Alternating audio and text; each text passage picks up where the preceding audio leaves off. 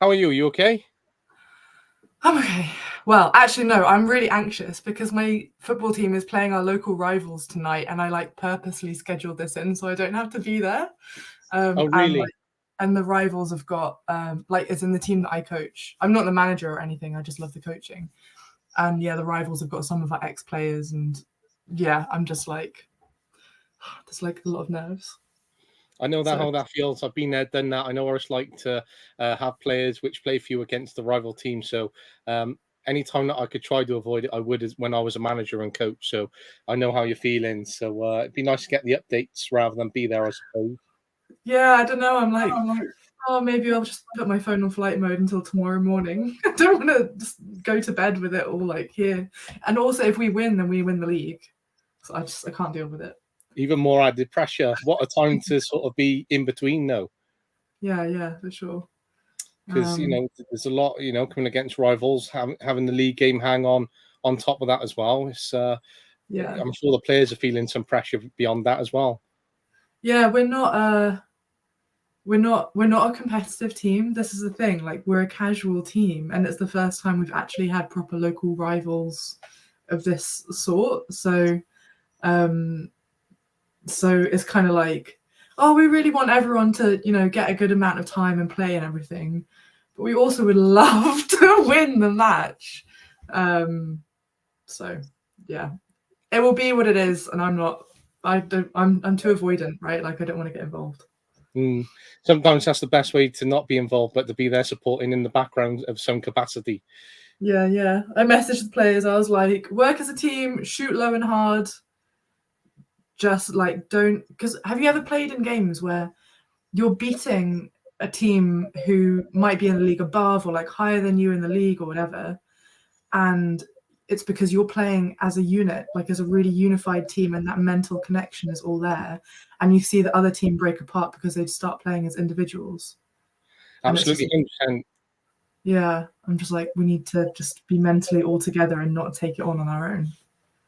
Because you're from Cardiff, I don't know if you know any sort of Newport and teams around this sort of area. So when I was managing Undy, I was coaching at Undy, and our local rivals are Caldicott Town, and this was at under 18s level. And obviously the pressure is not to lose to the rival team. So we were very lucky in the first game where we went away and played them, and we came away with an excellent result. We beat them 3-2, I believe, at their ground, and the pressure was on for our home game then, not to lose at home, because I don't think we'd lost at home for a period of time in the last few managers that they had before me. So the pressure was certainly on, and my assistant manager wasn't there. We had a bare 11 where we had no subs whatsoever.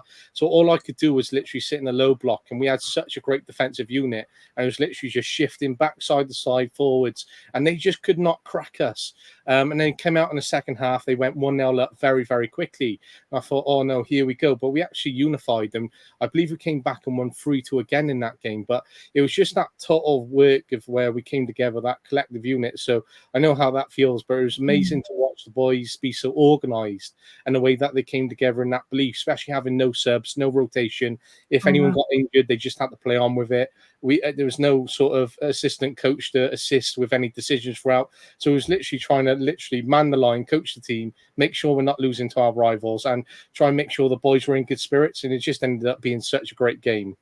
Yeah. Oh, I bet. Those games are just the best, isn't it? It's so much better than, I don't know, Premier League and Champions League and stuff, where everything's very theatrical. This is proper passion. But I played for Caldicott Town Ladies, so I'm not from Cardiff originally. But when I played, I'm out with ACL injury at the moment. The last competitive team I played for was Caldicott, and got some good results, had some good experiences there. Well, that's interesting because I was coaching there for a few months last year, and I was with Kellen. So he asked me to come in and do some coaching with him. And I had the balance, obviously, full-time work, uni, and then I'm only a year off uni, so I wanted to really commit to it to make sure that I'm in a good position for my final year. So I was like, "Do you know what, something's got to give here." And so I was at Caldicott Town for a little bit, coaching some of the girls we had up there. So they've had a bit of a tough season because obviously in the restructure of the girls' leagues. But I remember years ago when Luke was there and they were absolutely flying at that point, and I knew quite a few of the players back then, so it's interesting. Yeah, Luke was my manager at the time. Yeah, I know Luke. He asked me to actually take over when he stepped down at one point before. I can't remember his name. Something Thomas came in. I knew his brother better. They were associated with Caldicott Town for a period of time. Yeah. No, I didn't. I stopped playing for them, and then COVID happened. Because I mean NHS, right? Like I did my ACL 3 years ago, so it's been a while since I actually played competitively. But yeah, Luke was class, and I remember like one game we were playing a Welsh Prem team, and it was like he was moving players around on a chessboard, and he'd be like, "Charles, move like 5 yards to your left," and I did, and then this pass came in. All I had to do was stick out a foot. Like he was just reading the game. It was such a wonderful game to play, and we ended up winning. Which was really, really cool. So I actually scored the winning goal, so that was nice. That's pretty cool. Yeah, it was 1-0 against Abergavenny, but yeah, like first time volley, like peach of a cross. All I had to do was like just back off on my run. I had the defender running with me. I was running through the middle of the box. Defender kept going. I just like stepped back and then side footed it into the back of the net. It was like nice. Really good. Yeah. So speaking of Abergavenny and Caldicott, then do you know Lauren Boyd? She's a good friend of mine. No, I know it's one of those like I know the name, right? But no, I don't know. I just wondered, but so it's great that we got these local connections and you're not too far. But, so you're currently out with ACL injury. You play for Caldicott Town. You hold 3 very good roles, which are very interesting. It'd be good if you sort of took us through the journey of when you first started football to where you are now. First started football, I remember being about 6 years old, and in my head, I had this like vision of just like a yellow and black ball, and I was like, that is what I want. Like, I want to do that. I want to do football. And I was at a majority boys' school, and it was just this, the classic story of I'm the only girl who plays football, and I was playing in a team with all the boys, and at the time, I had really short hair, and I remember playing matches and the other team being like, mark him, which I was a bit like, And then I remember I must have been like 9 or 10 years old. And so this is, before we had much YouTube, before social media at all.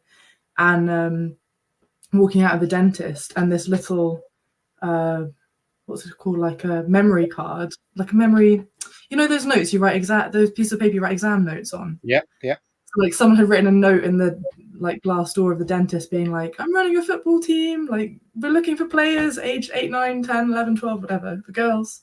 And I just didn't realize girls football teams existed. I'm from Surrey originally, and there was a lot more.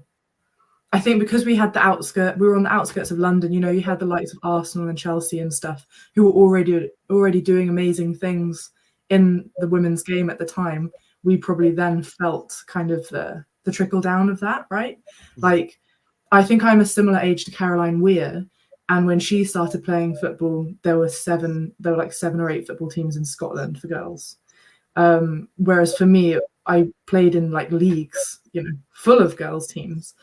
But anyway, I played football back in Surrey, and then played this was at the time where we didn't have the youth development much. So went straight from being a 15, 16-year-old, then into the ladies team, like everybody did at my age. And then I came to Cardiff for uni and played football here at uni. And then I graduated, I stopped playing football for uni. And then I had a few months where I thought, like all my friends have left. I don't really have much of a solid friendship group here. And then I came and joined Cardiff Dragons, which is the club that I'm the chairperson of now. And I just joined because I was like, football team, football team. That's where I've always had my friends. Sports is what I want, like where I'm going to find my friendship group, and also it's a hobby, right? So I joined that club, and I joined, it's an LGBTQ plus club, so it's Wales' first ever LGBTQ plus football club, and I joined that as a straight person, like thinking I was straight, and then kind of came out over time as a non-binary and bisexual person. But I was still very like used to competitive football. So yeah, after a couple of years of that, I went up into the Welsh leagues to try and test myself, I suppose. And that's when I played for Caldicott and a couple of other teams. And I did like a summer trial thing with Cardiff City. And they were like, you know, you're good, but like you'd be a squad player at this stage. And also we think you're a defender. And I was a winger. Like I'd always played winger. I'd never been taught how to defend. So they were like, go to Caldicott, be a defender there for a year, come back to us. I was like, cool. So I went to Caldicott. I was like, I want to be a defender. And Luke was like, no, we played you last season. I'm having you as a striker. And scored quite a few goals, to be fair. And then he did put me as right back in one match, and then I scored from the edge of the box anyway. So I'm not sure I'm a defender. Maybe I'm like a Lucy Bronze or a Millie Bright. And then COVID happened, and I'd kind of come back to the Dragons then, because I live in Cardiff. Cardiff Dragons is in Cardiff. Caldicott's not. It's sort of 45, 50 minutes away. And just really enjoyed that sort of like lower intensity, casual vibes. Like by now I was sort of mid-20s. I'd gotten a bit of aggression out of my system maybe. And then I did my ACL in 2021, and I haven't played a competitive game since, which is really depressing. But hopefully by the end of this year I'll be able to, but we'll see. I was just about to ask, is that the sort of objective to get back into playing after the ACL? So for you, is it going to be casually, or is it going to be that competitive mindset to get back and playing at a certain level again? I don't know. Like, I'd been saying for a couple of years, I don't want to play competitively again. And now I'm just seeing how good the coaching is and how good the facilities are. And I'm like, oh, I'm 30. Like, I reckon I could do it. I reckon I got time to like at least play for a tier 2 team, you know? So yeah, I think we'll see what happens. And it depends, you know, assuming there's no complications with the recovery and everything. But yeah, like I'm going into the gym, like smashing it a lot. And there's a lot more education now, particularly for women, but I think generally accessible on YouTube and on social media for how to be a better athlete, right? Like box jumps and getting your squats in, your deadlifts, and women need to make sure that you're activating your glutes a lot more to sort of stabilize your leg and everything. And yeah, I just feel like, oh, if I can equip myself with all that information and do it all right, then yeah, maybe I could play competitively again for a little while, but we'll see. I also quite enjoy coaching, and at the Dragons I coach my mates at the moment because I can't play, and I really love kind of being around them and being in that environment too. So I think it's good because you're in that position whereby if there is any complications, let's hope there's not, then you're still coaching your friends. You're in a position that you actually enjoy, and it's not that like you're coaching just to sort of fulfill the time where you're out not playing,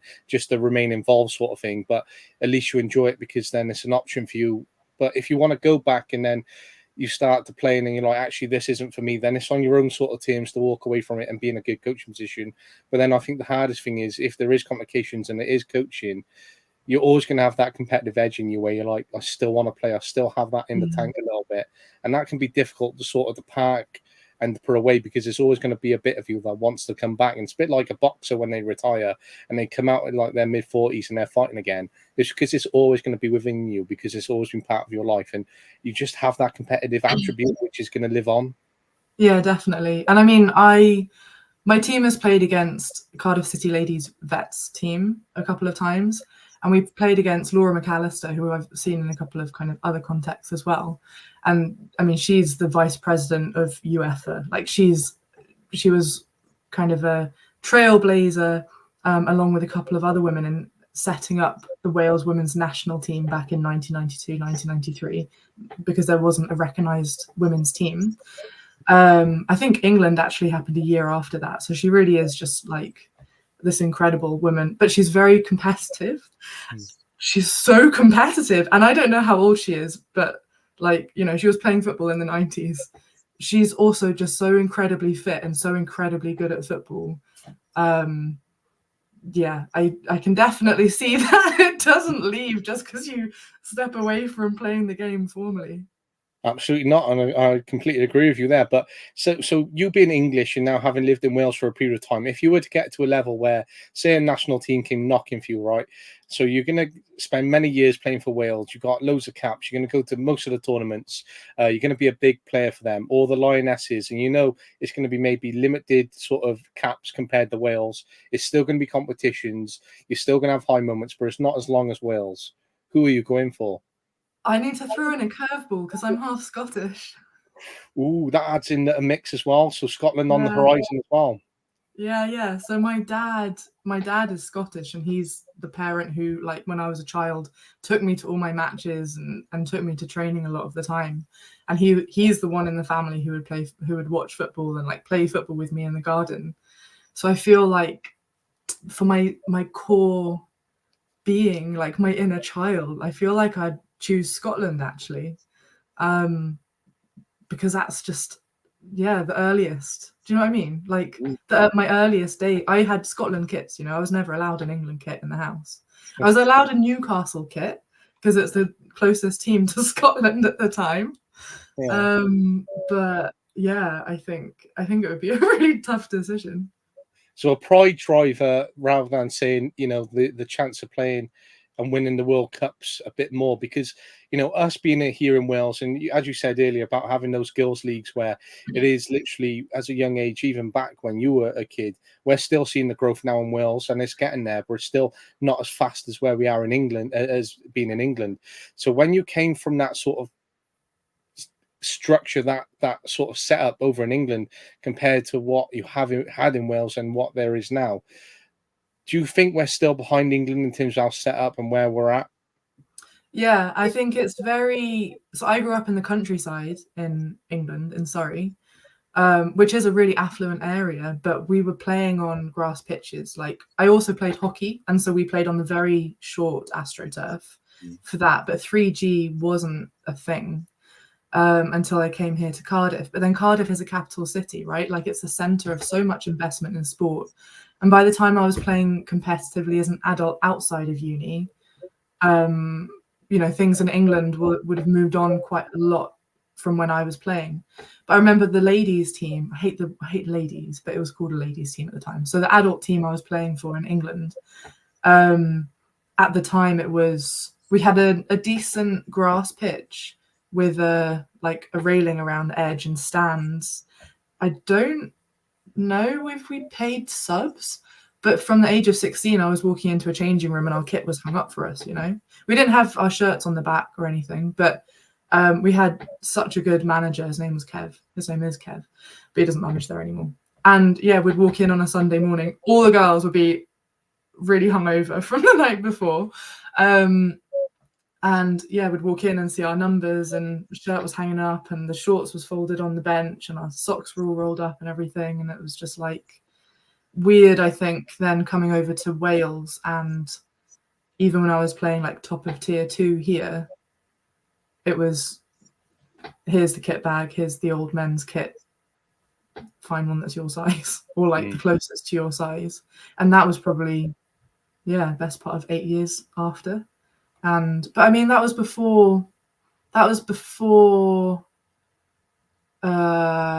around 2018, 2019, 2020. So yeah, the Lionesses hadn't really hit in England then.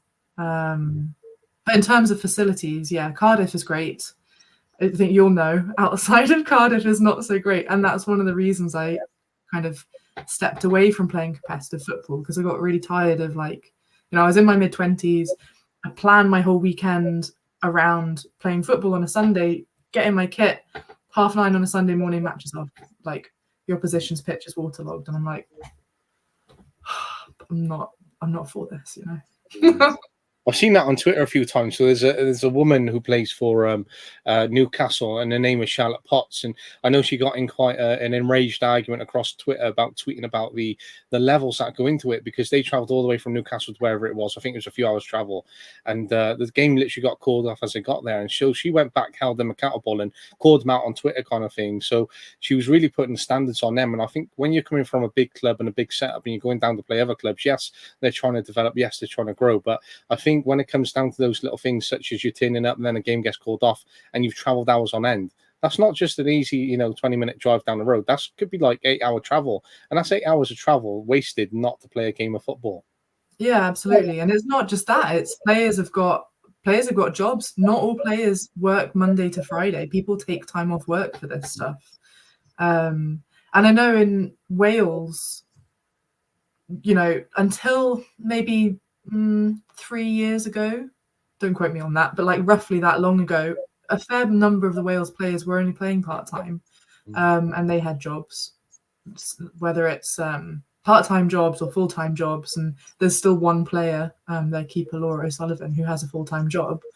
So I don't know if I guess it would be dependent on their employer, of like, even playing for the national team, you get time off, like free of charge, as it were, like not taken from your annual leave to go and play for your national team. But these players like Newcastle, if they're playing in tier 3, tier 4, tier 5 at the time, they're not going to have been given, like in the national league, so those tiers 3, 4 and 5, only a few women's teams in that setup are semi-professional. So a lot of those players will be taking time out to play midweek fixtures, potentially like missing out on weekend shifts to go and fulfill matches. So they're literally like missing out on kind of their livelihoods off the pitch, family time off the pitch as well. And I really feel for them. Last year I helped out sort of behind the scenes at Cardiff City Ladies, which is now turning into Gwalia, and that's a Welsh team playing over in the English setup, in tier 3 in the National League. And the commitment from all those players was just absolutely next level, and they weren't being paid. I'm so impressed by them, like, and the dedication. I really think more sort of recognition needs to be held for those national league players.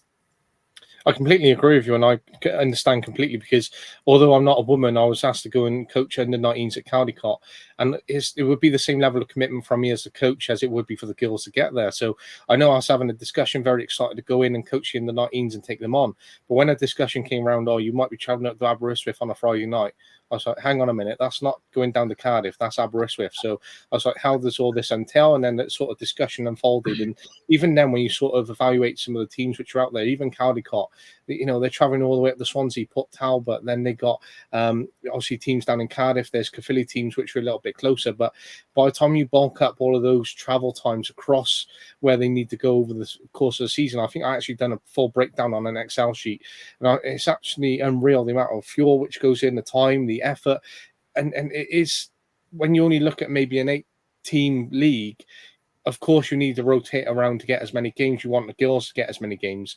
But then it's really difficult, because you might have a men's team who are playing. Their matches are only 20 minutes away, but the girls could be driving an hour and a half every week just for a game. And even still now, 2024, here in Wales, we're looking at 8 teams within that league. We still haven't got enough teams to sort of develop a local league and then say a wider regional league, for example. Yeah, and it's such a shame to see that as a coach. But for the girls who have been playing since 16, and then they're still been traveling now, they might be 26, 27, 28, that's 14 years, and they still got that love, that passion. But for them to keep playing even now for the next few years, it's still going to be the same to them until they decide to start a family, or they drop out of football, or they get an injury and decide to walk away.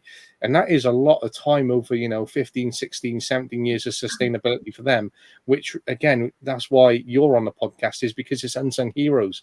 And it is that time which goes into it, which isn't recognised. Some people might go, all right, they've turned up, they've played a game. But actually, they've had 4 hours of travel before that game to get there. So for those logistics within the women's game, I think it's still quite tough for us to see right now. Yeah, absolutely. And on the point for Caldecott, when I was there, we had players coming already from Bristol and Weston, so they were already adding an hour on. They were spending an hour there, an hour back to come to training. And then you add anything onto that for when we had matches in Cardiff. For me, it was great because I lived in Cardiff. So I was like, oh, nice, we've got a match down the road. But yeah, and then I think it's talking about the women's game in Wales. Like, I know the men's system has needed an overhaul for a while, and it recently one was announced by the FAW, the Football Association for Wales.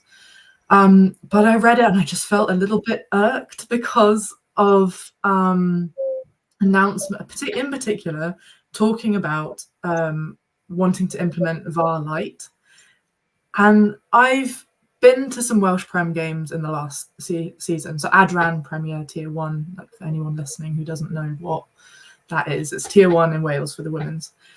And I've seen a bottom of the table clash with a few hundred people go and watch it over in Barry. And it was great. The atmosphere was sick. Barry has a decent stadium called Jenner Park, and it was really fun. And then a few weeks later, I went to, again, a bottom of the table clash, but in the men's Premier. And I came on to like do something with S4C at halftime.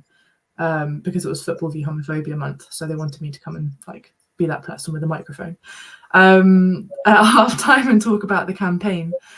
And there were fewer people there than there was at the women's equivalent match, but the setup, there was a full camera setup, there was commentary, it was live streamed on Scorio, which is the Welsh channel for football.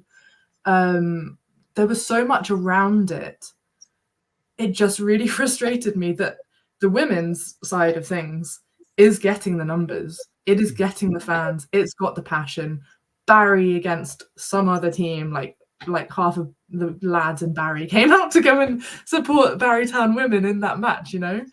And just like a handful of kind of like maybe older supporters of this Pontypridd game in the men's equivalent came and watched. Like, there was no more than 200 people there, I don't think. And it's just a bit frustrating to hear like that league is wanting to trial VAR Lite, and we can't get, like, we're still having matches rained off, you know, because of waterlogged pitches. We're still having closed kit that doesn't fit, or wearing the men's last season kits. And I know women's football in Wales in the top tier really has come along, but you have players giving up a day of work on a Wednesday to travel from South Wales to North Wales to fulfill a fixture, and the league doesn't care enough to just make those tweets like after stuff comes out and just try and match people up for those midweek fixtures. And there isn't that same regard for fan experience. There isn't that same regard for the players' experience yet. It still has so much further to go. And I know a few people who work at the FAW, and they're really, really lovely people. There's not enough of them, I think, to implement the vision that they have. And it's getting there, but it was a bit frustrating seeing the VAR Lite. Can't lie. I can imagine, and I completely share those thoughts with you and that frustration which comes out of it, because I'm a big advocate for the game here in Wales, and I try to speak out in a positive light for its growth all the time. And being a coach for myself in the education system, it is so enjoyable, but it's also so frustrating, because you take England, for example, you look at the amount of development officers and affiliations where they're hard to get jobs straight away, where you're county FAs. We don't have any of that here in Wales. And again, the FAW isn't the size of England, and again, geographically we're not, and we are getting there at that period of time. But for us, even just to try and develop our leagues, and especially from grassroots up, and the jobs and everything which is trying to build up, we're still very, very, very small compared to the English FA as an FA, and what we're trying to instill in that vision here in Wales at the moment. So there is a lot going on behind the scenes to develop those facilities. There are jobs being created, but they're very elite jobs at the moment with the FA. We're trying to see a restructure to the National League. The Women's League has been restructured and it didn't go down very well. The men's has been restructured. And again, you've touched upon some points here. So we are going through a lot of changes here in Wales, but it doesn't seem as if, as a coach right now, that we're getting as close as we could be over our progress. It's still very slow, and the vision looks a long way away rather than it being a few years away, for example, yet still. Yeah, definitely. And I was at the Wales game against Poland where we lost on penalties to qualify. It was for Euros, right? Yeah. Yeah. I with like men's football and women's football, there's so much going on. I have to just double check myself with everything that's going on. But yeah, and that one penalty kick, and then Wales didn't qualify for the men's Euros, and it's just like, it's so frustrating that we were that close to having so much investment then coming into the FAW, and knowing that that would be then passed on. And, you know, that's like, and there isn't the equivalent sorts of money being thrown around if the women qualify, when the women qualify, for the women's Euros or for a major tournament. It's like, we're so reliant on that men's team to do it, and they're just so close. But yeah, you know, whereas I don't think England need as much of the money. Yeah, it's just a bit like, when you realize how much money facilitates and how much qualifying for the major tournaments really has an impact on a small organization like the Football Association for Wales. Yeah, it's really quite like, it hits you hard. It's massive. And just to touch upon there, not to veer in too much of a different direction, but just building upon what you said, when Gemma Granger left then, what were your thoughts around her leaving? I was quite shocked by the news, to be honest. I was really shocked. And to be honest, I knew that the head of women's and girls football from the FAW had also just left. And I was like, oh my goodness, is something awful happened? But it was a complete coincidence.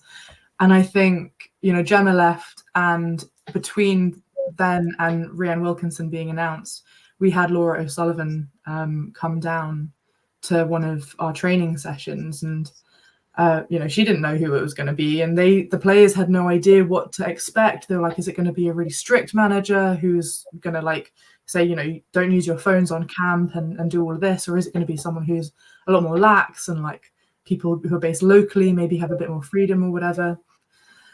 And then obviously Rhiannon came in and got a +10 goal difference across 2 games. So yeah, I was absolutely buzzing with that appointment, to be honest. And, you know, she was at Portland Thorns for a year, won the league casually, as you do, stepped away, had a year of setting up. I know she's working on Project 8 for Canada, which is setting up the first ever women's professional soccer league over in Canada. And she's come now to Wales, and I think we're quite lucky to have her, especially if those first 2 results are anything to go by. But also how fascinating to have a manager who's actively involved in progressing women's football in another country as well. That's right. It is fascinating. I think it's great to have that sort of advocate whereby they can set up international grounds for us in terms of the foundations and building upon what Gemma Granger has done, but being able to apply, actually, I've done this in my time as Wales manager. It's actually been more of you know, rather than the results on the pitch, is the foundations, and look at the amount of opportunities we've provided for girls, look at the amount of girls that we've capped and got through. And I think it's looking at those setups that she's going to bring over that period of time, and looking at the magnitude of what she's done abroad in terms of that role as well. So I think, you know, sometimes it is a loss when we have those sort of shocking moments, but it can also be a little bit of a green side as well, which we are seeing at the moment, and hopefully that continues, because the women's are an excellent side to have, and it's great to watch that development over that course of time. And I've just seen one of the girls that I used to coach. She's 15 now, and her mum shared on socials of her signing an FAW Academy contract, and I was like, this girl is probably the best player I've ever coached. And that's not just because she signed, but that is, I had her at a boys team, and she was just levels above. And I remember we played tournaments, and I knew of her for years, and she was always an excellent player, and she was very rough around the edges, because the team she was with just wanted to the tackle, go through and just get as many free kicks, and they utilized her in the wrong way. And I really wanted to get my sort of hands on this player to take them to another level and try and progress them. And that's not any arrogance in terms of that, but that is because I was like, they're not utilizing the skills enough. And so it is, she played for us in a boys team, and I remember being at a tournament, and they said, one of my assistant coaches said, oh, the parents want to talk to us, they're gonna think about bringing their daughter over. And I was so elated with that news during that day. I was bouncing, I couldn't wait to chat to him. And when she came across, and I was like, right, everything's got to be right, we have to land this girl, because she's going to change our team. She went on, she was captain for us. She was the most amazing player I ever had on the pitch. She was just a leader naturally. She was tough. She was confident. She was resilient. She was thoughtful of others. She was a teammate. And everything that I wanted from a player was within her. So it's great to see her sort of move on and play in an all-girls team after we sort of had a restructure to our club. And it was great because she's gone on and done those things and has always maintained the level of consistency throughout that. I remember being at a tournament where a Chelsea scout wanted to come and talk to her, and it was just really exciting when we have that. So when we see girls progress and having been coaching these players, you really have that passion for them to go on and instill even more and to achieve because of the excitement that they can bring to the pitch as well. And I think it's great when we absolutely. I got a bit of a delay. That's fine. Carry on. I was just going to say I've only recently started coaching girls. Like, I've been coaching adults for a few years now, and the last time I coached the adults team a couple of weeks ago, there was someone who was so impressive. Her, again, she was quite like what you might say rough around the edges, but the timing of her tackles was so good, and she was so fast at running back if she got caught out of position. We only play 7-a-side, and this was just a little game at the end of training. And I came up to her at the end, and I was like, I was really, really impressed with these things that you were doing. And she was like, oh, thanks. I only joined here 4 weeks ago and I'd never played football before. I was like, and it's just how much of this talent of like adult women has just been missed out, how much natural talent. And I'm completely with you there, because there is so much talent which you see, and I think even still we lose a lot of talent within the boys, but I think for girls as well, when you look at that 8-team tier that we got at the moment at a good level that the teams compete, Cardiff, Swansea, Caldicott and a few others within that, there is that sort of opportunity where we need to get more girls and women's through, and even if that's development football where they play in their local league. So it is great that you're doing that through your club, and as you say there at the start, when you got a more casual team, when you've got that sort of casual essence, that casual atmosphere, that environment which you can look at participation, that development, and that accessibility, do you think that creates a more togetherness than being a competitive team then, if you were to be really competitive and go, this is about competitiveness, not about the participation, etc.?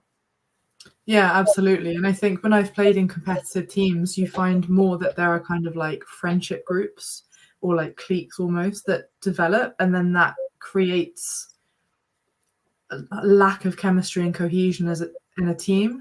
And I think that occurs a lot more in grassroots football. I think it probably happens a bit less in professional football, where people are all around each other every day and kind of living in a similar place, and there's not as much kind of difference between them all. Or maybe they haven't all come from a team that 5 of them went to the same youth team together and all that sort of thing. Those kind of differences are a bit more balanced out. But yeah, and we've had it where because the Dragons where I coach is not FAW affiliated, because we're LGBT, we also have trans people who play for us. So we have trans and non-binary people who play in with the women's team, and we also have an 11-a-side team, which is like for anyone can play in that. And that doesn't work for affiliated football rules and policy. So we don't play in your Sunday league type stuff. But we have had players who, because we're not affiliated, anyone can play for us and an FA or FAW team, right? So we've had players come to us who maybe have never played football before, or have played but haven't played in a really long time, and they're rusty or they're not confident. And after being with us for a little while, they're kind of upskilled, they're more confident, and then they have gone and joined an affiliated team, and they're now maybe training like 2 or 3 times a week because they have us, they have the other team.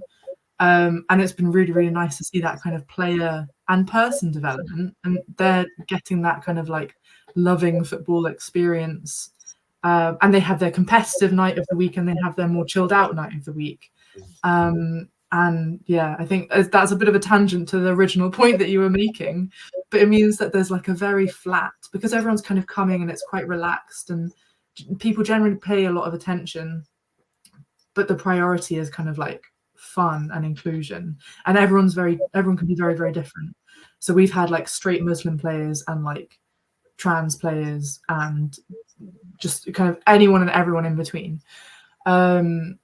And it's like there's a very flat sort of social there's no social hierarchy. Do you know what I mean? And I think you've probably been in teams that you've played in and teams that you manage, and you can see there is a social hierarchy within that team. And there's a, how do you balance out, like, say you have a really, really strong striker who's the odd one out in the group, but she can bang in goals all the time, or he, depending on who you're coaching. And yeah, I mean, I find that, oh God, I couldn't manage a team. I couldn't do that. There's too many things to worry about. There's a lot of that comes into it, a lot of components, and especially that social hierarchy. Sometimes that environment is so unenjoyable to be within. So when you're that competitive edge as a player, but then you've got that more chilled out essence when you are in that, program that you're talking about there, and how those players come together and they have that opportunity to go and play their competitive football, then have their chilled nights.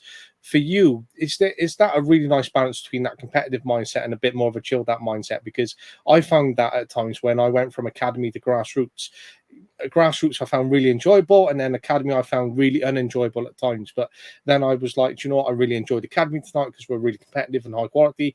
But then I'm going back to grassroots and not seeing that competitive edge as much. But then that's what grassroots is. So it was really hard to sort of balance that up in between going from one environment to the other. But when you're in that sort of similar position between really competitive to a more chilled out, is that really nice and balanced, or is it hard to switch to have that switch between? It is. I think it's nice having both, but I would also say that, like, women, particularly for women and non-binary people, the football landscape is such that, more in England, but also in Wales and in Scotland a bit recently, there are a lot of similar teams who've been set up, and these teams have got excellent players. So we'll go to summer tournaments and stuff, and we'll have friendlies, and it is as hard as any competitive game I've ever played. It's 7-a-side, just because that's a lot kind of easier to organise and facilitate. So it's a different style of football, but I would argue it's as physical as some of the games I've played, like in a competitive 11-a-side setup in recent years, because I think you have as well people leaving those competitive setups and just being like, you know what, like, I'm not up for giving up every weekend, and like, I'm decent at football and I just want to play decent football with my mates, and pressure's off. And you have all sorts of names of teams. You've got like, there's a team in Bristol called Bananas FC. There's a team in London who are, I think the legend or the story is that they are ex-girlfriends of another team, and so they call themselves Ex-Girlfriends FC. There's a team called Hot Flush FC, which is a bit older women players. And yeah, and it's just like, I kind of love the chaos and the randomness and the weirdness that comes with it all. And I don't know if that's a function of it not being affiliated. And I know that the impression I get is that the affiliations want to kind of bring in this inclusive world of football in kind of within it. And these clubs are a bit like, well, you don't let trans people play, you don't let non-binary people play, we've got everything we want, to be honest, so we're just going to keep on doing our thing, and continue playing. And I think on that note, it's important to call out that some trans women can play in affiliated football, and they have been able to do so for years, and there's not been any issue with that. They're from the point of view of like other teams complaining and all of this kind of hysteria around trans women playing sports. The FA released a statement, I think, last month, and it was reported on ITV last week, that they just haven't like had enough issues or enough complaints or any, basically, to kind of like warrant a stance that's more exclusive. But basically within their teams, trans women can play if their hormones are within a certain level, and they just kind of have to, they go in front of a panel, and I think it's quite case by case basis. So there is some degree of trans inclusion, but like for people who maybe don't want to go through this whole interrogation process and like reporting their medical records and stuff, there exists this whole other chaotic and inclusive world, which is very, very joyful, but is an increasing standard. So more of these sort of teams and leagues are setting up like development teams for people who haven't played much football before, and then you do have your much more competitive teams.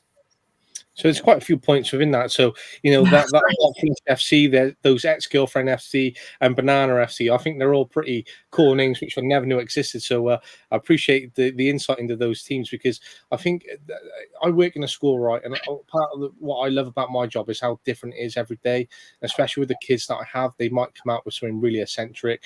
Their behaviors might not be what we class as a social norm. We might see, some of the very rough edges of them. But they're all the parts which I love most about working in a school. So my last school, I taught a class, and they were the most well-behaved, really educated class, and they were just fantastic to have. They're perfect on paper for any teacher who doesn't want a behavior issue, and I love being with them. But I went to I now work in a behavior unit, and and it's very different in terms of the kids I have now. But the kids I have now, I love being with. I love being in terms of the negative behaviors that I see. I love seeing their sort of characteristics come out, and just because they're not achieving some of the accolades which the other students sat behind a desk who are focused are, they've got all the characteristics which are going to really take them far in life, and I really love that side of them. So when it comes down to that wackiness, that different environment, I know what you mean by that, because I truly love being around that as well. And when you talk about that chilled side compared to competitive, but there still is competitive, when you get together to play that 7-a-side, and there's a combination of coming together because you want to play with your mates, or it's perhaps you can enjoy it more than being in a really competitive team where you're not really friendly with everyone else, but it is a competitive club. My best mate is sort of lingering in between. He wants to go back, he doesn't want to go back. And for him, if you said, right, we're playing 5-a-side with the boys next week, you'd be like, yeah, I'll play that, and I'll play it the week after and the week after. If I said, oh, right, do you want to play for a club for a season at competitive level? You'd be like, oh, I don't fancy that. But he's got that sort of ambition to get back into playing, and he's filled us with that thought process, but it just isn't there enough to push him into that competitive side. But when it's casually, he'd be up for it every week. So I think there is an absolute point for that. And when it comes to it then, and you don't have that affiliation, which can be a little bit frustrating, because you might have a load of individuals from a series of backgrounds which all come together, and some might not play for other clubs, some might play for other clubs.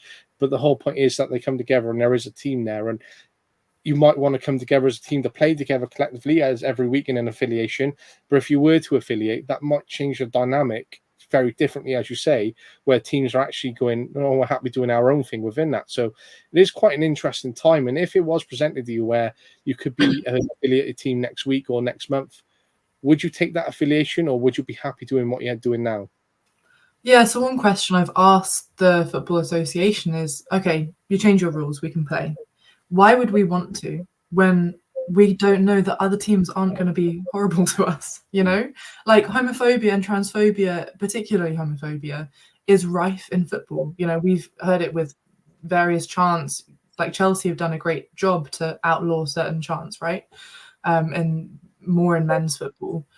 And I have, as I say, a good relationship with the FAW, and they kind of refer to me as a critical friend. I think like that question was very valid to ask them, because the FAW might love us, we might love us, but there's a lot of fear of putting our players out there where it just takes one individual who's quite ignorant to say something homophobic or transphobic. And what we do is create a safe space for people. So why would we put them there in a place that's not safe? Whereas we do play in a couple of leagues which are trans inclusive leagues, and you don't get much of that, like they're still physical, they're still competitive, but kind of digging in and pulling out slurs and stuff is just not part of the experience. That's another thing I was going to say. I can't remember what it was.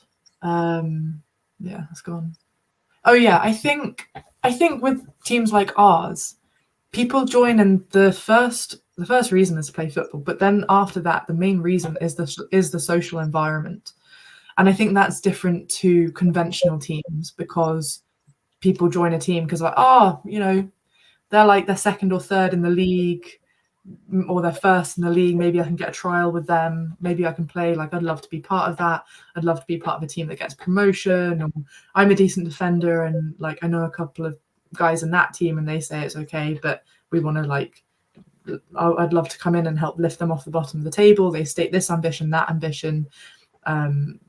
They're going to invest this much in the team, and I would be interested in being a part of that. And so the social side of things is not first there. The winning, the competitiveness is first, but then the social dynamics can massively affect the results. So yeah, I think it's those two different worlds, isn't it, where the social side is so important, and I guess people are choosing one or the other, isn't it? It's the same with your mate, because it's like, he knows it's his mate, so he's going to kick about five-a-side with every week, so he's really into it, and obviously winning would be nice. Whereas playing in a competitive team, that pressure is on to win. That pressure isn't on to be friends. And you might have two different individuals in that team, because again, you might go into these environments and they might be very hostile, because we know that sports is at times, and it is some of the reasons I absolutely hate football. So when people argue about drinking in football, I'm like, why do we even need drink around football? Like, when there used to be like, oh, we're having a social, we're going to go back to the club, we're going to have some beers. I'm like, why do you need beers on a football day? Like, that doesn't make any sense to me in my mind, but everyone's got their own perspective of it. But when it is those hostile environments that do exist, you might have one player who might go there and go, do you know what, F them, F what everyone else says, we're going to switch off, we're going to focus on our game, we're still going to accept who we are as people. Now, you might have someone who goes, actually, I've been through this plenty of times before, I don't really fancy going through it, I don't want to have these battles on the pitch. And they are advocating for the change in the game, but they just don't want to put themselves in that position, because they just want to turn up, they want to enjoy football, and they don't want to come away from a hostile environment going, do you know what, today was a pretty shit day, you know, I didn't really enjoy that. So you might have those two different people, where someone might be up for it and someone might, you know what, stride away from it as much as possible. So it's a dynamic where you don't want it to change so much, because you want people to come there, you want it to enjoy it. And as you say, you don't want to put people in that hostile position where they're not enjoying it, where they're taking that objective or that purpose of being part of the team, because the whole environment has changed because of the structure that has led to it.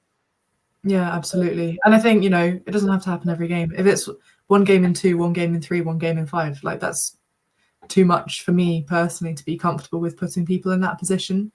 And you're not going to see the most marginalized people playing those matches, because they're not going to put themselves there. You're going to see your straight people, you're going to see your cis lesbians, or your cis gay people playing those games, because, you know, they're not going to necessarily be the recipient of some of the insults that could come out.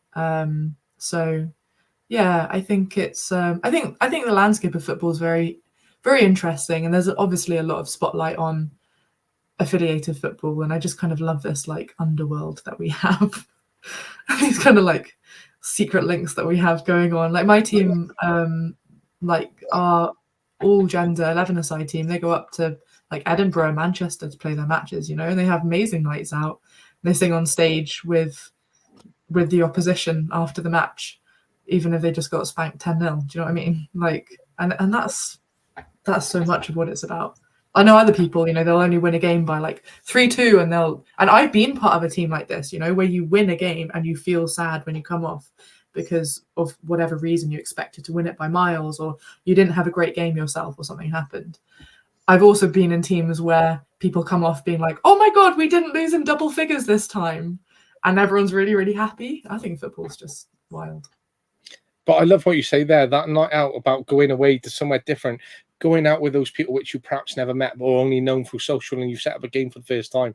I think that's the kind of nights which you have a real experience, and I think that is a very different dynamic, where the football is you turn up, you go to the club, you play your game, and then you sit and have your pints every week, week in, week out, and you're living for that experience, because going out and having that experience is very, very different. And that social side, where people are brought together through that purpose of what their community backgrounds are, how they're coming together, and they're feeling more united within that, rather than just playing a game. It's, oh, actually there's 30-40 people here from these different communities which have all come together for this one purpose, and we're enjoying the time of our lives right now, and we can always have that experience to live on. And I think that's the great work in terms of what you're doing, in terms of what those other clubs are doing. But it's great, as you say, because you might not want to affiliate, because you're doing your own thing, which is truly fascinating and really exciting to be part of. Even though you're not in that affiliation, you've got that position where you go, do you know what, we don't fancy that, because we're in a really good position where we are now, and it's going to grow. And then in a couple of years' time, you might turn around and actually flex the rules in a very different way, or have a different strategy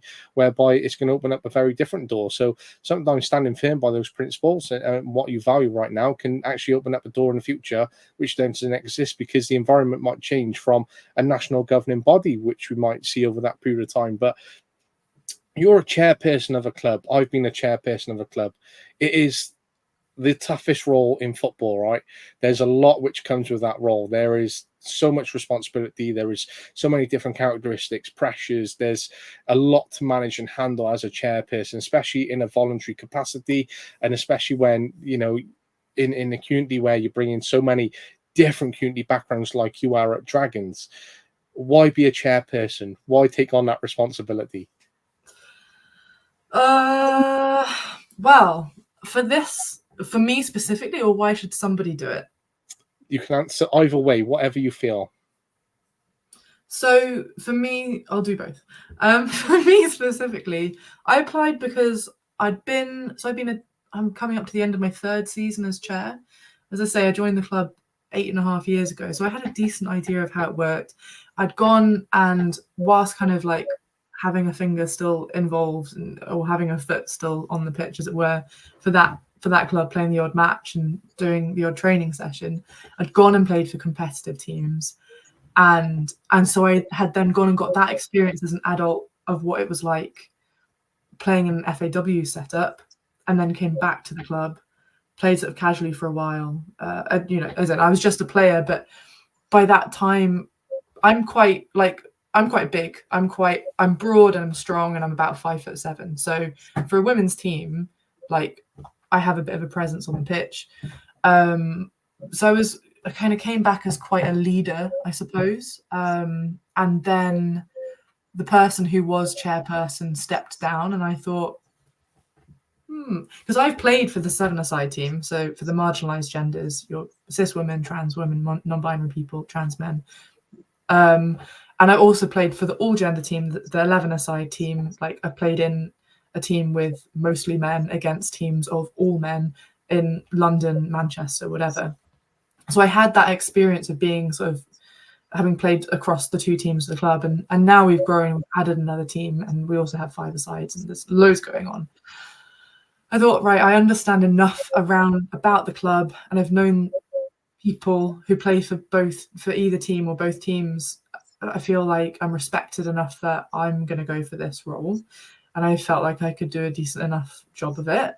And I took the role on, and yeah, it was an interesting first year. Like, I was kind of working out how to do it. I think every chairperson does things very, very differently, and when it's voluntary, everyone has kind of got their own life experience and their own professional background that they're going to then apply to that role. And I work in my day job as a business analyst, so I am used to working in a team and like working out where the gaps are, where the problems are, and how we might try and fix and improve them. And I know that one person can't do everything. It relies on everyone, on having a team of people, so your committee, who each are good at their role, and probably also some overlap at other roles. So that was the first thing I wanted to do, and like settled in on that in that first year of, right, get the right people. Well, we all got voted in at the same time, so it was, you know, who we had at the time, and trying to kind of like get everyone playing to their strengths in terms of what they were good at. Second year was I was maybe a bit more sneaky, because I was like talking to people before AGM, being like, do you want to apply for this role? Because I heard that this person's not going to be reapplying. And then almost, you know, just gently encouraging people who I think would be a good fit for those roles. And yeah, the last couple of years, it's just been really, really solid. The thing I said when I took on the role was I want to put the club on the map. And I would say that's happened in the last 3 years, which has been really, really nice to see. Like, we have a much bigger presence on social media. We've kind of like been nominated for various awards with like National Lottery and Football versus Homophobia, and we won their Cymru, so their Wales award, this year. And our our membership has now grown so much that we actually almost have too many players to fit on the pitch at training sessions, which is a really, really nice problem to have, because I've been there when there were like 12 people from both teams, and now we have like the most we've had for the 7-a-side team is 30 in 1 week, and that's on a half an 11-a-side pitch, and then we've had like 40 or 50 for the 11-a-side team all fit on one side of the pitch as well. So now we've like been able to overflow onto the pitch next door, and we're able to afford to be able to do that. But yeah, that comes from strategy, and it comes from, I think, being a good chair is saying like, this is not something I'm good at. If it's a particular area, maybe it's fundraising, maybe it's running social media accounts, maybe it's the actual managing of football itself, and making sure that you have the right people who are able to do those things so that you can all come together. And then I think there's the aspect in this particular sense of, in this particular instance, where we are an LGBTQ plus team. We're not just an inclusive team, we're an LGBTQ plus team. Straight players can come and play, of course. But that's our ethos, and that's kind of the community that we have to center. So you also need people who are literate in that space and who are able to talk about sensitive issues, you know, things that might be really triggering things. And I'm not talking about the trans debate. I'm talking about actually talking about difficult things that people have gone through. A lot of our players have experienced mental health issues, and we're very there for them in that sense. We've had multiple people who joined the club and said that at the time of joining, they were like end of life ideation stage, and literally playing football with us once a week has like kept them alive and kind of got them back into a much better place, just because of the environment that we foster. So it's also really important that you're able to, I guess, try and lead by example and create a safe feeling, nurturing environment, and have your other leaders also be like that and be safe people for other people to come to. So that's your manager, that's your social secretary, the captains. Everybody has to then kind of like lead by example so that everyone is having a very similar experience.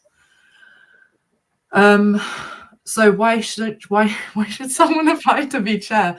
It's so rewarding. Like, it's very, I think you do have people who run for positions because they love the status and the power and stuff. And I've got a couple of people who, like, I'll turn up to training and a couple of the guys will be like, all right, boss. And I'm like, oh my God, don't call me that. It's so weird. Like, I also want to be a player. Do you know what I mean? Like, I just want to be one of you. And when I'm recovered from my ACL, I just want to turn up and train. I don't want to coach. I don't want to be the captain. I'd like to still be chair if people vote me in this summer. But I just want that full player experience. And it just really keeps everything very, very flat and very safe, and people being like, you know, you're one of us, and I can talk to you if I've got any issues, and I can ask silly questions if I don't know something about a particular identity. Do you know what I mean? And we're always uplifting and educating people, as well as providing that kind of like safe space for people. So yeah, I think if you're someone who is interested in going for it, maybe it's because you love your club. You love being involved in the club. You love it. Maybe your club has a particular ethos, and you don't necessarily like the match day experience or dealing with all of the different individuals, dealing with the pressure of the results.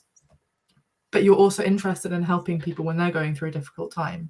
So if you have a player who's not playing, say she's a female player and she's got endometriosis, or like she's in a bad situation at home or whatever, that might be something that the coach or manager escalates to you as the chairperson, and you can kind of like work on how you can support that individual. You don't need to know about like, oh, you know, she had an argument with her boyfriend last week, or he had an argument with his boyfriend, and like, you don't need to know that level of detail, but you can help with the kind of the bigger stuff. And you're also, I suppose, one step removed slightly, because you're not that coach, you're not that manager.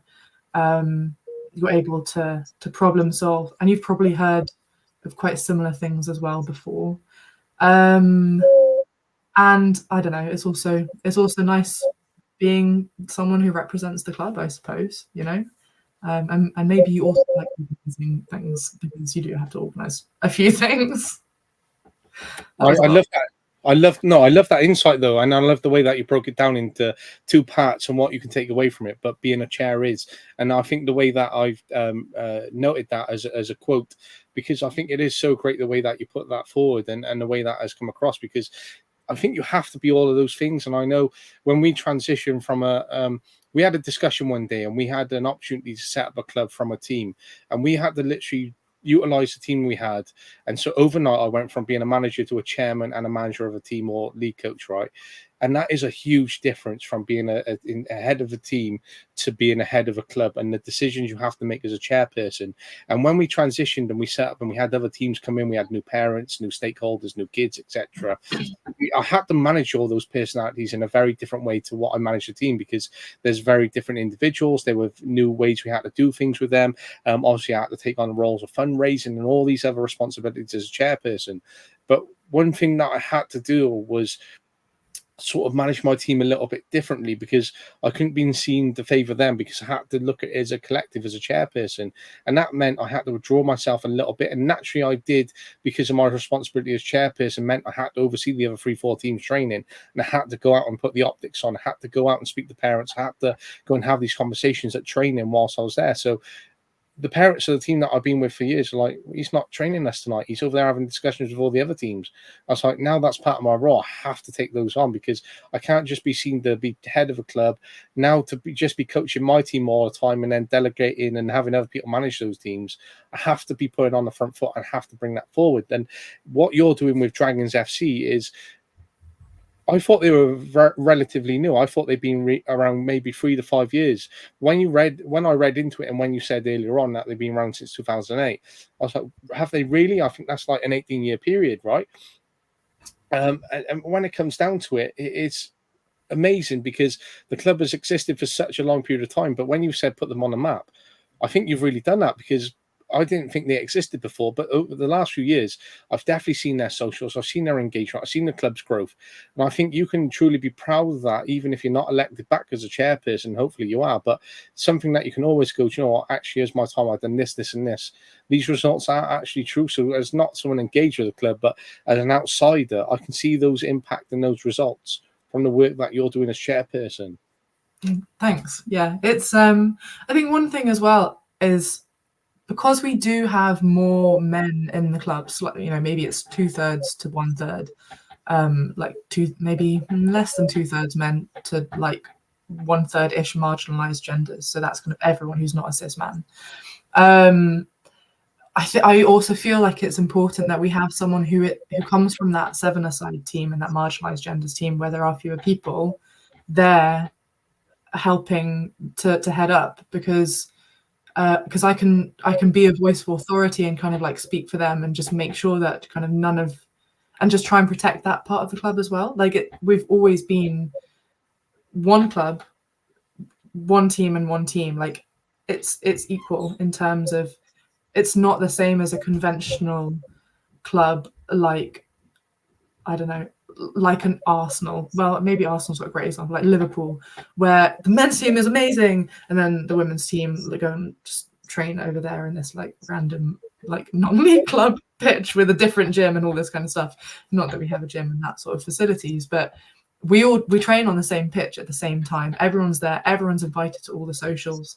And I've been quite like fighting against, maybe as we've grown as a club, that separation has naturally kind of formed as each of those teams forms their identity, and I'm trying to kind of like keep us all there. But yeah, to your point on the role of a chairperson, like it is so unsexy sometimes. Like you're washing kit, you're being an extra player, you're giving people lifts, you're staying on late, you get home from training and then someone messages you at 11:15 with something that happened or something that stressed them out, or they're worried about a lineup for 2 days' time, and you're like, oh my god, can I just go to bed, please? And but you are there, you kind of like leave your own stuff at the door. But then also, as a counter to that, and something I've learned over time, is you set boundaries. And I go away on holiday and I say, like, I'm going on holiday, I will be here if you need me, but please don't message me about anything to do with football while I'm gone, because I really need a rest. And we've really like developed, I think, a lot more respect for people's boundaries, people's own mental health and things. And one thing I did, like in my first year, I gave a lot of lifts, and I always took kit, and I would wash it, and I'd bring all the equipment to training and everything. And then I was like, you know what? I don't need to bring the balls every week. Someone else can bring the balls every week. Someone else can bring the cones. Like, I don't need that filling up my house when I do so much already. Someone else can do that. And I felt so nervous for such a long time to say, actually, could someone else take this? But I haven't had footballs in my house for over a year now, and it's the most wonderful thing because my house isn't very big. So like this is a single room, and that's like our second bedroom. So yeah, I think there's an opportunity when you take on a position of responsibility at a club. Remember that you have a whole lot of people who maybe aren't the captain, who aren't the manager or whatever, who are very passionate about it, and you can share responsibility of like, hey, can you bring the balls this week? Or in our 11-a-side team, the secretary has done a kit roulette wheel, so everyone will have to wash the kit sometime. But whoever's available that week, unless they've washed the kit like within the last month or whatever, that wheel gets spun on the Saturday morning, and it's like, you're washing the kit this week, and there's no arguments about it, you know. So yeah, I think you learn a lot about, well, you can learn a lot. There's a lot that you learn for yourself and also with other people about being firm, setting boundaries, giving and taking a little bit. You don't have to take everything on yourself because that will burn you out massively. You need to find something that's sustainable for you. I think that's so important. I know that I've been very much the same over that period of time as I was coaching. So when I first started coaching, I couldn't cope not being at a training session. I couldn't cope not being at a game. And I remember there was a few occasions where I refused to go away because I did not want to miss training, because we trained on Saturday, we played on the Sunday as well. So we trained twice a week, but I didn't want to miss a Saturday. I didn't want to miss a Sunday, and I just couldn't go away. So it had really adverse effects on the relationship I had at the time, because I was just not negotiating on moving that. And then when it came around to the season, we had sort of away days, and then we had our tournaments and friendlies, and I was just so committed. And then I was coaching in the academy, so by the time our grassroots season finished, academy season literally started 2 weeks after. So I was so committed though, and it wasn't because I was reluctant on the relationship. It was more because I had a drive towards what football was and what it meant for me, is that it come first in terms of that. So I'm completely understanding of that, and the way that you change over time is you start to develop that trust, which can be really hard. It's like being a hoarder. You can't get rid of anything. You don't want to give the footballs away because you're scared that you've given a bag of 20, you get 10 back, and that is the worst feeling in the world. But you have to give into those things. And I remember I bought a new car once, and I just filled it with football stuff. So it was stinking. It was, the football stuff was in there. It was wet and all this, right? My mum said to me, you bought a new car just to store football stuff in it again. And that really dawned upon me as like, well, actually, I do have a new car. Why am I not treating it the way it should be? And actually, I'm going to leave the balls at the club, or actually the other coach can take it. And we have to take that responsibility for it. And just, you start to overcome maybe a fear and a barrier which you set yourself, because it can be hard, because you have that passion within you and you want to drive it, and you want to take that accountability and that responsibility because of what naturally comes because of who we are, and that can be difficult to overcome. So when you say, I think there's a difference here as well, when you say training all on the one night, when I was chairperson, and I was keen to make sure every team trained on the same night, because I wanted all the coaches to know each other. I wanted all the players, all the parents. I wanted the collective. I wanted them all to see each other.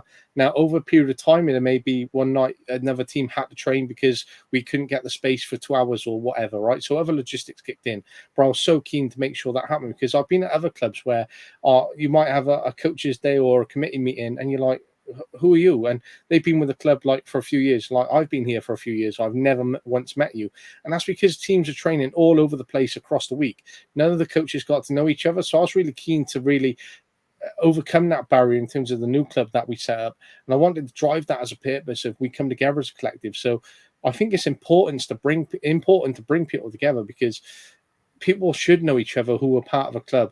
So you might be with a men's team, you might be with the women's, you might be in the community, you might be at the academy, and whatever the size of the organisation or the level you're at, everyone should know each other because you are one organization. And it's the worst when those people don't know each other across one or the other. And when I have discussions with people and you're like, oh, do you know this person who works here? And you're in the same organization. And this person's like, no, never heard of them. I'm like, how can you not have heard of this person? Make it your sort of mission to get to know these people. And I think that really brings towards that community element, is making sure that you're all there together collectively. And I think if you lose that principle, then you might lose that unity of a club over a period of time. Yeah, I agree. I think with the size of our club, we've got over 100 members now. Not 100 people training every week, maybe kind of like 70 people training every week. But you have, which is amazing, right? Because like a few years ago we had 30 people training every week, so it's really, really cool to say that. But yeah, I mean, you have people, when we have club socials, you do have people from the 7-a-side team and then the 11-a-side team who do go to those like mini golf or pool or foot golf or something like that. You do have people who don't, maybe they're not big drinkers, so they don't come to the pub for, you know, watching a match social, or they're shift workers, or they're just introvert and they just want to turn up and play football and go home. So you do have people who don't know each other, and we do try and kind of like make sure that everyone knows who people on the committee are at least. And like tonight, our 7-a-side team has a match, and so it was posted in the 11-a-side team, and there was this like whole flood through of messages being like, "Good luck, you can do it, smash it, da da da." But yeah, to your point on kind of like social cohesion, and for us as a club, we're obviously dedicated to social change at the end of the day, trying to promote LGBTQ plus inclusion. But I won't name the guy. I hope he won't mind me pulling this story out. But we have someone who is from the valleys, so not the most inclusive part of the world. And he's a gay guy, and he has had some kind of like anger issues and stuff he's had to work through. And he said when he joined the club a couple of years ago, he wasn't connecting with what everyone was saying in terms of like, oh, we lost, like, oh well, at least we all, you know, we played well as a team, da da da. He was very competitive. He was like typical kind of like stereotypical young guy from the valleys. He was like, what is this club all on about? Do you know what I mean? Like, just wasn't really getting it. And then he says it clicked for him, and all of a sudden it's just like someone put a light on, and he felt what it's about. He felt what it means to belong and to be included. And you know, he comes along and he supports games, and we have like him being at the club has changed who he hangs out with outside of football. And he's kind of gone from hanging out with the wrong sort to different people. And that we've seen him change as a person over 18 months into this really like beautiful and caring soul who's learned what it means to kind of nurture himself and look after himself. And he, bless him, did his ACL a few months ago. And we were quite like nervous of, you know, is he going to be okay? And we knew that we didn't want to lose him from the club and potentially go to a bit of a dark place. And we said, like, we've got funding for a coaching course. Would you like to take it? He's done his level 1 like this. Like he did because it's online here in Wales. He did it within a week. He messaged me being like, thank you so much for the opportunity. Thank you so much for the support. It's incredible. Like, I just, you know, I want to do everything I can to try and help the club. Like, it's given me so much and I want to give back and all this. And we're like, honestly, like, it's fine. Like, this is what we do. This is what we want to do. But the way that we've seen him kind of just really blossom as a person is just really, really, it makes me quite emotional to sort of think about it. And then, you know, he's also offered to come and coach our marginalized genders team, and he's a really class football player as well. So again, that's this link between someone who's maybe come from a certain upbringing to now like just kind of crossing maybe boundaries that he had before or whatever, and just wanting to help people. And it's just such a nice individual example of the change that we've been able to help just one person and potentially like change that direction of his life just through showing through showing understanding and like an embrace, rather than being like, oh, you've got issues, we don't have anything to do with you. Do you know what I mean? I completely agree with you there, and I was just about to say, it is that impact which you've obviously had on that person and what you're having on other people. Because when you talk about, and I like what you say about showing understanding and embracing them, and I think sometimes we don't have this with every individual that comes through the door. We just expect them to come forward, be part of a club, perhaps take on some responsibility, play the games, turn up the training. But when we can actually unlock them a little bit more, we can include them within a coaching capacity, or they might have a place on the committee. There's different ways as a chairperson that we can do that in that sort of management and optics position, where actually we can just alleviate this person this pressure by doing this. Actually, we can connect this person a little bit more just by bringing them into the fold. Actually, we're better off managing this person because we can just bring them a little bit closer. And there's those different things where we can do it from a strategic point of view, but we can also do it from an understanding and supporting that person and putting them at the forefront regardless of any position that we're in. And that's where the dynamic of the club comes across and what you're doing. But and talk about that impact on that person, there's a number of campaigns which you're advocating, and a number that you are behind, and one of them is Football v Homophobia, and the other one is Her Game Matters too. I believe I'm correct on saying that. But Her Game. So there are two that I really wanted to touch upon there, because you're really touching upon the LGBTQ Sports Network Wales, which you're the founder of as well, which is really interesting. But for those two campaigns, obviously talking about the impact of that one person, they're two that are having major impact on groups and how they come together. So it'd be good if you just want to touch upon them and to include them in this episode, because it's all about the work you're doing. It's all about these communities, and it's great to share this even further, hopefully. Oh, thanks. So I also have set up with my partner the Her Game 2 training centre, the first ever in the world, because it's associated with the campaign, but it's very different to girls' academies. We coach girls from sort of like 7-8-year-olds all the way up to women's ages. And so we actually have a lot of mums who come along, and like they might have never played football before, and their girls are playing football, and we have an adults beginner session that they can join in. So yeah, I'd say we have probably 4 or 5 mums registered, and they're able to do that. And we realize like it's hard enough as a parent to find a hobby to go get your exercise in. Like, why not do it while your kid is having their hobby and doing their exercise? And that's just been really, really just really nice, like really warm, really cool to be part of. And my partner and I have got experience in coaching in that inclusive football environment. So we thought, why not kind of bring it into women's football? And the intention then is to bring it, over maybe Bristol, Swansea, and elsewhere into the UK, and kind of have them everywhere, because it's this sort of like, I think there's a lot of infrastructure there for the competitive girls, but there's not as much there for people who do just want to have fun, who want to, we don't have a team for the training centre. It's just you come along, where one player, one ball where we can, and you improve your technical skills, both feet, you improve your confidence. Maybe you don't want to play for a team at all. Maybe you want extra training outside of your team training sessions. And we've had a few girls who are in that sort of like 12, 13, 14 years old age group who are just not feeling very confident at the teams that they are playing at. And they come to us, and they're just, that kind of like weight is lifted a little bit, because they're not having to worry about being picked at the weekend and all this sort of stuff. And so then they become a better player because they're more confident. They're trying different things. And yeah, so that's a newer project that we started only a few months ago. And then with Football v Homophobia, I'm not directly involved in the campaign per se, but with the Dragons, we're trying to sort of like, we dedicate matches to it and all this sort of thing.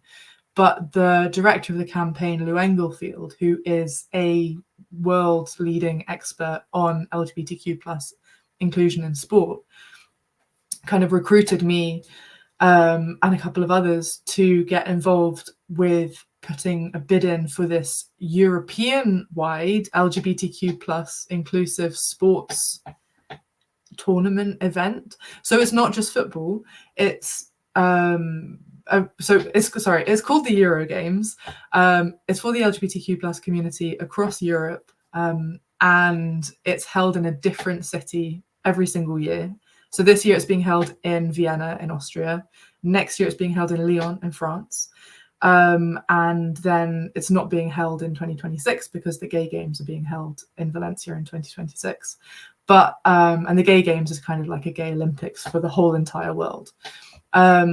But last year, Lou sent me to Munich to this kind of like annual general assembly just to be like, oh, can you represent me at this thing? I'm like, oh my God, pressure, but also what an honor. And she said, oh, and can you just mention that Cardiff might apply for a Euro Games? I was like, okay, cool. So then fast forward 12 months, she and I and a couple of others went out, Jess Williams from Sport Wales, we went out to Antwerp and we presented in front of all of these like LGBTQ plus sports leaders, as I say, from football to ballroom dancing to table tennis to rowing. And we presented this bid for Cardiff to host a Euro Games, and we won. We were up against a team from Munich who were very organized, very polished, very slick, had a lot of backing and support from the city of Munich. So yeah, that's another thing I'm doing, is putting together a sports event for 6,000 people in 2027. And I think Wales is formed its identity as kind of a place of refuge compared to England. And it's really nice kind of having Wales on board with what we're trying to do there, and like talking to NGBs and talking to LGBTQ plus sports clubs. And as I say, going beyond football and really making links where you probably don't see that many links happen, especially not in grassroots. So yeah, that's something I've got going on in the background. It sounds amazing, because the more you talk, the more that you have to offer and the more that you're involved with. And it's just so exciting. And all I'm sitting here is thinking, how do you fit everything into your lifestyle? Because there is so much. It's not just about here and now. It's, you know, chairperson of a club can consume you, but you work full time as well. So that is a lot to balance. Then you've got a relationship on top of that. You're planning something for a few years' time. You're trying to recover from injury. You're involved in these other outlets which you have. You've got other campaigns going on. You're advocating for other individuals. You're out giving talks. You're traveling. There's a lot going on, which is more than just the person which is a chairperson, but there is someone connected upon loads of different fronts to try and bring together communities, to try and look for a more prosperous future. And it is very exciting, because as much as we can talk about some of the barriers, some of you know, the negatives which we can face, because there is so much comes with that, i.e. pressures and managing stakeholders and you know, the equipment in the car and the house, etc. There's a lot of fun and exciting things that sounds like there's coming alongside what the journey is. Yeah, I don't take something on unless what I already have going on is got a strong foundation and is quite balanced. So I wouldn't take on a new project and a new project, you know what I mean? Like, because then that's too many unknown things that could take up all my time and energy. So it was kind of like, once I'd nailed down that chairperson role and made sure I had a good team around me and knew what was kind of going to be expected of me and of others, and had set those boundaries with those people, and kind of when I'm able to engage and commit on things, then I was able to take on a new thing. Then I was able to take on a new thing. But I'm also very rigid with my me time, because I am also an introvert. Like this weekend, I pretty much spent half of it on the sofa playing Sonic Racing on the PS4. Like I just say, right, I'm busy doing nothing, you know, I'm busy just, this is my time for me. I'm going on walks, I'm going to the gym, I'm playing PlayStation. Like, I will talk to you next week. And sometimes that's got to be done. And it is about taking that time back for yourself as well. Because, again, when I was chairperson, I think I struggled with having those late night messages and not just leaving them till the next day. It's like, actually, I've got to reply to it now. And it's like 11 o'clock at night, or I'll be in between a uni lecture on a Tuesday night, and I'll be like, actually, I've got to get a training program out for tomorrow. So I'm trying to half listen to my lecture, but then I'm typing up what I want to do at training tomorrow. And I know I'm trying to get it out on social media. Then there's replies coming through. I'm like, actually, I should be dedicated to uni at this period of time. I should not be getting this out. So I changed the week around for football again a little bit, but something had to give. And I was like, I had to put myself first in that position. But I think what you're doing is amazing. And as you say, I think important to get that balance right and how you do it as well. But what you're doing is really fascinating. I wanted to really get you on to open up about what all the campaigns you're involved in are about, and getting that word out there even further about sharing and exposing it, about changing that narrative, about supporting those communities, about sharing the great work that you do individually as well. You are that unsung hero. When I set up this series at the start of the year, I hadn't known you.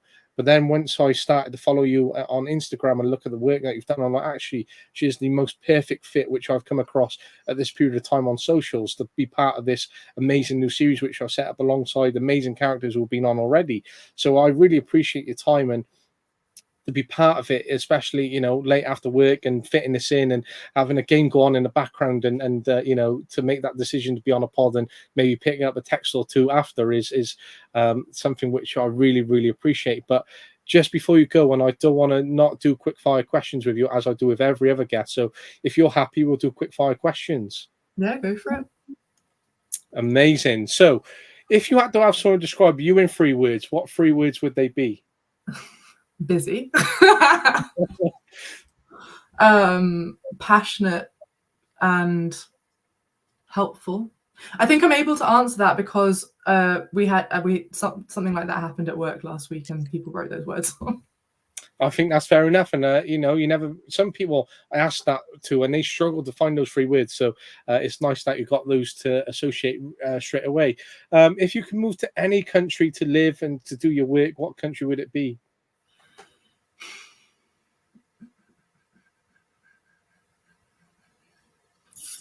Canada. Nice choice.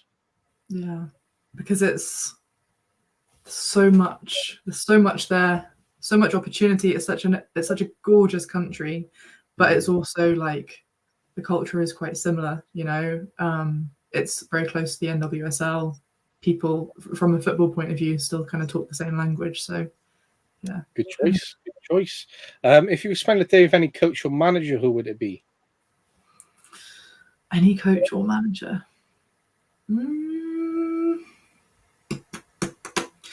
Emma Hayes, because she is fascinating. Like, she's achieved so much. Yeah, and she's just a bit of an icon. I watched the Chelsea women's documentary on DAZN when I had that, and what a series. I wanted another second series and a third series because I think we don't get enough exposure of the women's game enough, and I just thought it was such a great series, and I was so invested in the players. I'm a Chelsea fan anyway, so for me to watch a Chelsea documentary, I was like, yeah, I'll watch that. But now I felt even more connected to it, and it's great to see the women do so well because they are such a competitive team, and I think the new manager we got coming in, her record is insane, and I think it's only going to be more of an exciting time for us as well, and great for Emma Hayes on a national front. So it is a bit of a very exciting time across those 2 fronts. Yeah, I'm an Arsenal women's fan. I'm just not on that same page as you. I just saw the rumours today that Chelsea might try and go in for Aitana Bonmati, and I'm like, no. I'm excited I'm so buzzing for the first signing that goes above £1 million. And then I realised that could be to Chelsea, and I no longer know how I feel about it. Well, that's such a shame. Who was or is your role model? I think because I'm involved in so many different things, I have different role models for all of them. But I mentioned Laura McAllister earlier, and she definitely resonates with me as a role model, partly also because she does so many different things. She's a politics professor at Cardiff University. She is or has been director or chairperson of various sports organizations, and she's on UEFA. And yeah, she kind of covers a really wide spectrum of activities and interests, and I think that's definitely like something I'm paying a bit of attention to, rather than just looking at, say, Emma Hayes as a role model, as a football manager type thing, because I seem to be unable to just focus on the one thing as well. which is a good selection of people to have, as you've mentioned throughout the podcast. And I think it's good to have a different sort of role models or people that you look up to from different sort of backgrounds and natures, etc. If you had a chance to go back to younger Charlotte, and I present a card of being a full-time professional coach with all the responsibilities that she has, including being an advocate, a founder, a chairperson, everything else that she wants to be involved in, or she has a chance to be a full-time professional player and have a good career playing some international football along the way, which card are you going for? Player. I can do all the other stuff after. Player every time. Good choice. You can show that you're true to your sort of principles and values of being a player there, and you definitely love it. So if you don't get back playing, I'm going to be so gutted for you, but make sure you do get back playing. If you had to give a top tip to a coach or an individual within a capacity working within football, what top tip would that be? Talk to the quiet people. Ask their advice, ask their opinions, because they've often got very good opinions and they might not be confident to voice them. I love that top tip. I've never had that one before, but how true that is. Thinking of from my educational background as well, and as a coach and combining it, I think that the quiet people are the ones who get overlooked, and they do get missed within that, and it is a shame. And again, when you talk about people who are missed out in that sort of recognition and talent and all that, I think even if it wasn't a talent thing, they do fit in a category where people are missed out because perhaps it wasn't just that discussion. If you had a choice of any job within sport or football, what job would it be? I with my partner set up this women's football collective, and like the training centers that we do charge a subscription from that. And so I would love to take those training centers and kind of what the Women's Football Collective is and make that a full-time thing or something that's paid, so I can kind of exist in the football world without working a 9 to 5. And maybe that's consultancy on inclusion in sport. Maybe that's like overseeing a bunch of training centers.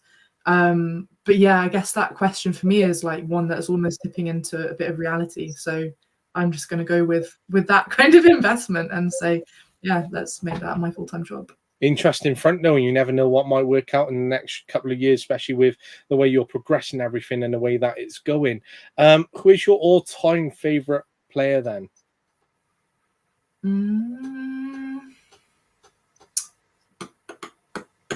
I think at first I wanted to say Marta, but then I'm going to say Eugénie Le Sommer, who plays for Lyon and has played for France.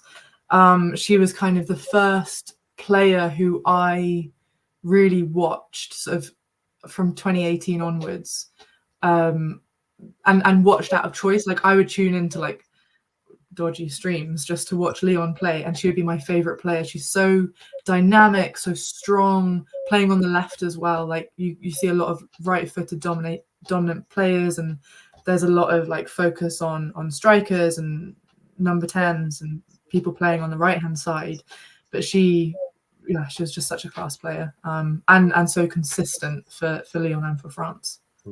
Very good choice, and Marta's a very good choice as well, and both top tier players when it comes down to it, but a good choice. What is your biggest pet peeve then? People talking when you're trying to coach. Yeah, I get that completely. Yeah, people talking and you're like, excuse me, I have given up my free time. I would love to be playing football right now. Could you just shut up for an hour and a half?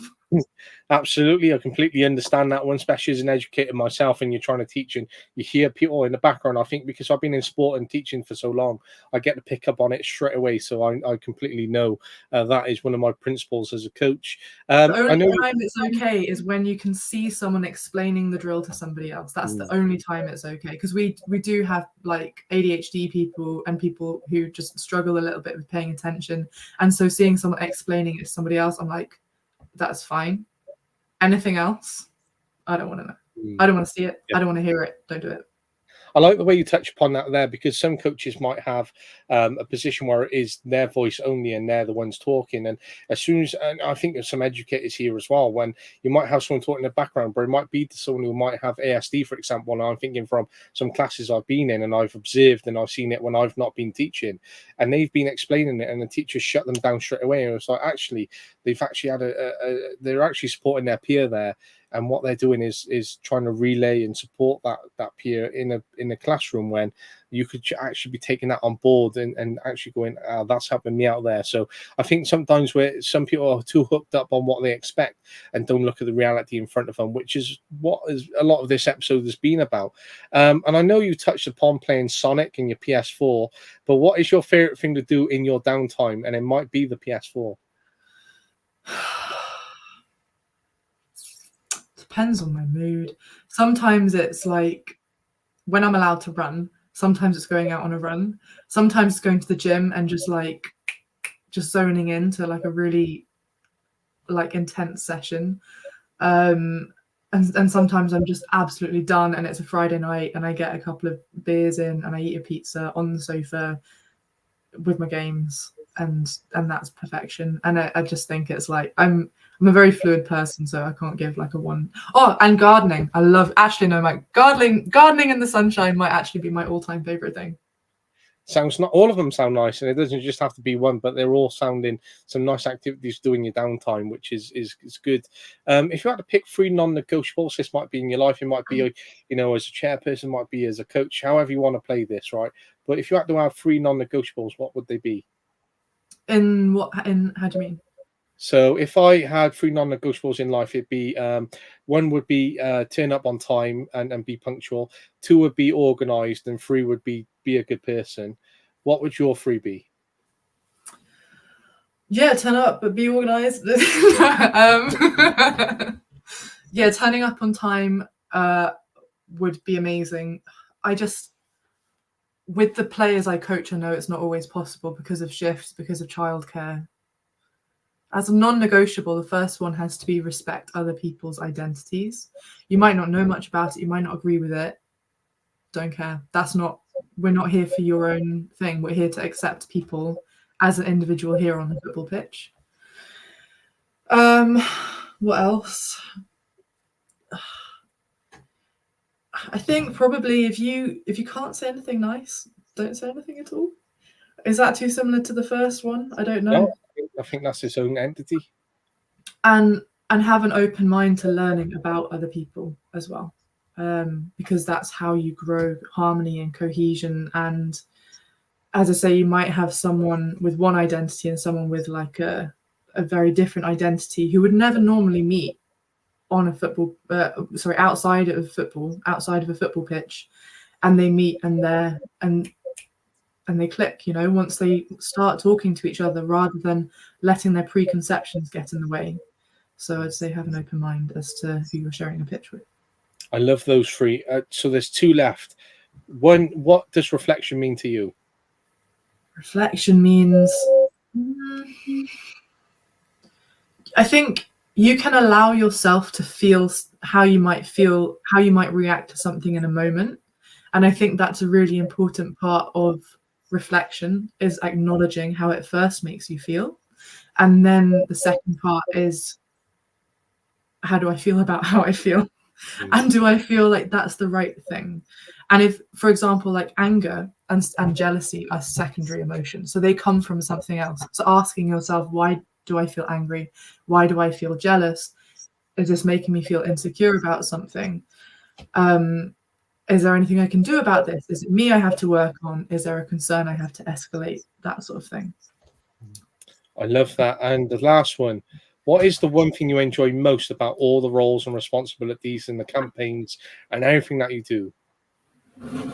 I think for my particular experience, I love that I can do all those things and be invited onto podcasts and like go to award ceremonies, but I can also just turn up to training on a Thursday night and like just be treated like anybody else.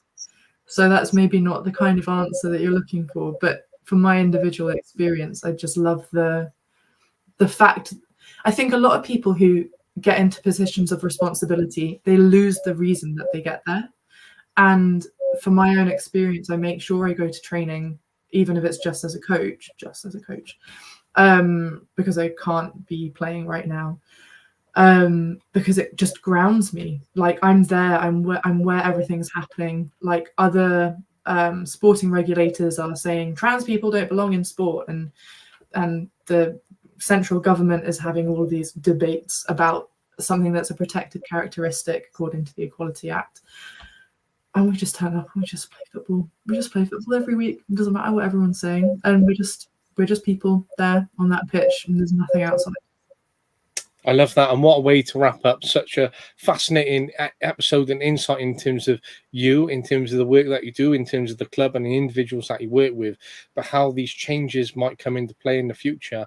And hopefully that they do for all the right reasons. But even if they don't, that you keep enjoying what you're doing, because everyone seems to be thriving from the amazing work that you are. And this episode is all about you. It's all about that work which you've done, and that's what every episode of every guest is about. So I appreciate your time, especially on a Tuesday night late after work, and maybe a long bank holiday weekend and busyness and all these responsibilities. And hopefully you get off here and check your phone if you're going to check your phone for some good results. But it's been great to meet you, and it's been great to piece this together, because it's great work that you're doing, and you're such a wonderful individual. So I appreciate you coming on and giving up your time for me as you do for everyone else. So thank you very much. No, thank you so much for having me, and for all your kind words. Well, it's a pleasure. Well, hopefully enjoy the last couple of hours of your night, and chat soon, hopefully. Cool. Yeah. Thanks. No worries. Thank you. We'll see you later.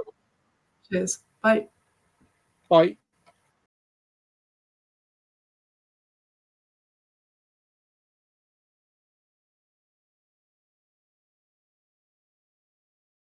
But yeah, we try to be that group that can help be there for the players as a three, because I think you mentioned earlier, you want to have different characters in the changing room. You want to have different personalities. You don't want the same kind of people, because you're not going to be able to move forward. If you've got 10 people and they all agree the same things, you're going to get to a point in time where actually you're going to become unstuck. You need that one person to actually be like, nah, I don't agree with that. Or actually, we should try this. And I think that's why the huddle works, is we're all quite different as human beings. And I think you need 3 different people in there, because some players will naturally gravitate towards me and my personality, but equally some might go to the other 2, and that's absolutely fine.